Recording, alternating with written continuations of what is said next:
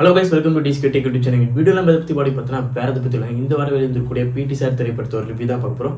அதுக்கு முன்னாடி நீங்கள் நம்ம சேனல் சப்ஸ்கிரைப் பண்ண மாதிரி சப்ஸ்கிரைப் பண்ணிக்கோ, பார்த்துட்டு ப்ரெஸ் பண்ணிக்கோ. பிடி சார் இந்த திரைப்படத்தோட டேரக்டர் யார் அப்படின்னா கார்த்திக் வேணுகோபாலன். இவர் ஏற்கனவே நெஞ்சமுண்டு நேர்முண்டு திரைப்படத்தை டைரக்ட் பண்ணியிருக்காரு. அந்த திரைப்படம் உங்களுக்கு எல்லாத்துக்குமே தெரிஞ்சிருக்கும். அந்த திரைப்படம் எப்படி இருந்திருக்கு, எப்படி வந்திருக்குன்றது எல்லாத்தை பற்றி உங்களுக்கு தெரிஞ்சிருக்கும். அப்படி தெரியலன்னா நீங்கள் இந்த திரைப்படத்தை பார்த்தீங்கன்னா உங்களுக்கே வெறுத்துருவீங்க. திரைப்படத்தை அந்த மாதிரி தான் நெஞ்சமுண்டு நேர்முண்டு இருக்கும். அந்த திரைப்படத்தை கம்பேர் பண்ணுவோம், இந்த திரைப்படத்தை எப்படி எடுத்திருக்காரு அப்படின்றத பார்க்காண்டு தான் நான் போனேன். ஏற்கனவே இந்த ட்ரெய்லர் பார்க்கும்போது ஓகேப்பா பரவாயில்ல, அந்த திரைப்படம் சொதப்பிட்டார், இந்த திரைப்படம் நல்லா தான் எடுத்திருப்பார் அப்படின்னு நினச்சிட்டு போனேன். ஆனால் அங்கே போனதுக்கப்புறம் ஒரு சில ஃப்ளா வந்து திரைப்படத்தில் இருக்காது, கண்டிப்பாக சொல்லிதாகணும்.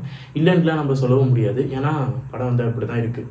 ஃபர்ஸ்ட் ஹாஃப் பொறுத்த வரைக்கும் எப்படி இருக்குது அப்படின்னா, நம்ம இப்போ பாதி அவரோட பர்ஃபார்மன்ஸ் வைஸ் ஃபர்ஸ்ட் ஹாஃப் ஃபுல்லாகவே தெரிக்குது. ஃபர்ஸ்ட் ஹாஃபில் இன்டர்வல் பேக்லாம் செமையாகவே செஞ்சுடுறாப்புல. இன்டர்வல் பேக்கில் அவரோட ஆக்டிங் பர்ஃபார்மன்ஸ் எல்லாமே பீக்கில் போகுது. ஆனால் கதையோட மூவ் ஆகுது அப்படின்னு கேட்டிங்கன்னா, ஃபர்ஸ்ட் ஹாஃப் கதையோட மூவ் ஆகுது கொஞ்சம் லைட்டாக மிஸ் ஆகுது. இன்டர்வல் பேக் அப்புறம் தான் கதைக்குள்ளேயே போகிறாங்க. இந்த படத்தோட மெயின் கோர் என்ன அப்படின்னா, செக்ஸுவல் ஹராஸ்மெண்ட் பற்றி பேசுகிறாங்க. இப்போ பாதி அவரோட வீட்டு பக்கத்தில் இருக்கக்கூடிய பெண் சூசைட் பண்ணிக்கிறான். அந்த பொண்ணு ஏன் சூசைட் பண்ணிச்சு, இந்த செக்ஸுவல் ஹராஸ்மெண்ட்டுக்கு நடக்கக்கூடிய அந்த நீதி, பெண்கள் அணியும் உடை அவங்க விருப்பம், அதை பற்றியும் நிறையா பேசியிருக்காங்க. இந்த மாதிரி விஷயங்கள் பேசியிருக்கதான் என் திரைப்படம். நல்ல கருத்து தான், நல்ல விஷயங்களை சொல்ல வந்திருக்காங்க. ஆனால் அவங்க எடுத்துக்க அந்த கதைக்களம் நல்லா தான் இருக்குது. அவங்க ஸ்க்ரீன் பிளே நகர்த்தின விதங்களில் கொஞ்சம் சொதப்பல் இருக்குது. ஃபர்ஸ்ட் ஹாஃப் டோட்டல் அவுட்டாக அந்த அளவுக்கு நமக்கு சுவாரஸ்யம் கூட்ட விதமாக இல்லை. ஆனால் பிடி சார் திரைப்படம் இப்படி எதிர்பார்த்தோம், ஓகே ஃபன் எலமெண்ட்டில் இருக்கும் அப்படி எதிர்பார்த்தீங்கன்னா, ஃபர்ஸ்ட் ஹாஃபில் அந்த ஃபன் எலமெண்ட் நீங்கள் அங்கே கொஞ்சம் எதிர்பார்க்கலாம்.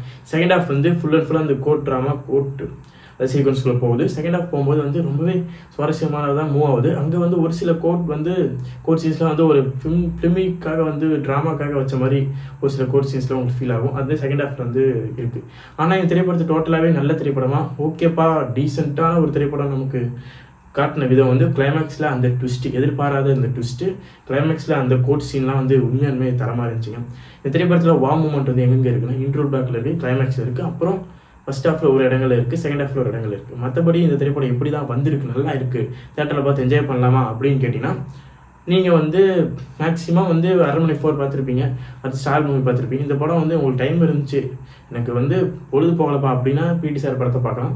இல்லை இந்த படம் நல்லா தான் இருக்கும் அப்படின்னு எதிர்பார்த்து போனீங்கன்னா, உங்களுக்கு ஒரு சில ஏமாற்றங்கள் இந்த திரைப்படத்தில் இருக்கிறதுக்கு நிறைய வாய்ப்புகள் இருக்குது. ஏன்னா இந்த படத்தோட கதைக்களம் அந்தளவுக்கு ஸ்ட்ராங்கான ஒரு கதைக்களம் இருந்தாலும், அவங்க நகர்த்திட்டு போன ஸ்க்ரீன் பிளே ரொம்பவே சுமாரான ஒரு ஸ்க்ரீன் பிளேவாக தான் தோணுச்சு. அங்கங்கே வைச்ச காட்சிகள் எல்லாமே லவ் போர்ஷன்ஸ் எல்லாமே அன்வான்டாக தான் தெரிஞ்சிச்சு. ஆஸ் யூஸ்வல் ஹீரோயின் எல்லா படத்துலையும் எப்படி அன்வான்ட் ஹீரோயினாக இருப்பாங்களோ, இந்த திரைப்படத்தில் அதே மாதிரி அன்வான்ட் ஹீரோயினாக தான் இருக்காங்க. மொத்தத்தில் பிடி சார் எப்படி வந்திருக்கு அப்படின்னா, ஒன் டைம் வாட்சபிள். நீங்கள் பொழுது போல அப்படின்னா இந்த திரைப்படத்தை பார்க்கலாம். இப்போ அவரோட பர்ஃபார்மன்ஸ் திரைப்படத்தில் முந்தைய படத்துக்கு இந்த படத்துக்கு பர்ஃபார்மன்ஸ் நல்லா இம்ப்ரூவ் பண்ணியிருக்காரு. அதனால் உங்களுக்கு டைம் போகணும்னா பிடி சார் நீங்கள் கண்டிப்பாக தேட்டரில் பார்த்து என்ஜாய் பண்ணணும். ஓகே, பிடி சார் திரைப்படத்துக்கு நம்ம சேனல் கொடுக்கக்கூடிய ரேட்டிங் என்ன அப்படின்னா 3.2 out of 5. இந்த வீடியோ பிடிச்சதான் மறக்காம like and subscribe to TSK tech YouTube channel. என்னப்பா அதுக்குள்ளே ரிவ்யூ முடிச்சுட்டு நம்ம ஆதியனோட மியூசிக் பற்றி பேச வேலை 25வது படம் எப்படி இருக்குன்னு சொல்லிட்டு போ. நம்ம ஆதியனன் பற்றி மியூசிக் பற்றி சொல்ல வேணும், அவர் எப்பயுமே மாஸ்டர் கிளாஸ் தான் போடுவார். அதே மாதிரி இந்த திரைப்படத்தில் மியூசிக் பின்னிட்டார்.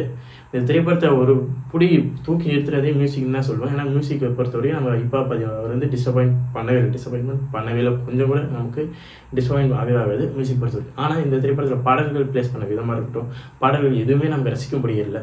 அதனால் இந்த திரைப்படத்தில் பாடல்களை தூக்கி இருந்திருக்கலாம், மியூசிக்கை மட்டும் வச்சு ஓட்டி இருந்திருக்கலான்றது என்னோட விருப்பம். ஓகே, தேங்க்ஸ் ஃபார் வாட்சிங் திஸ் வீடியோ.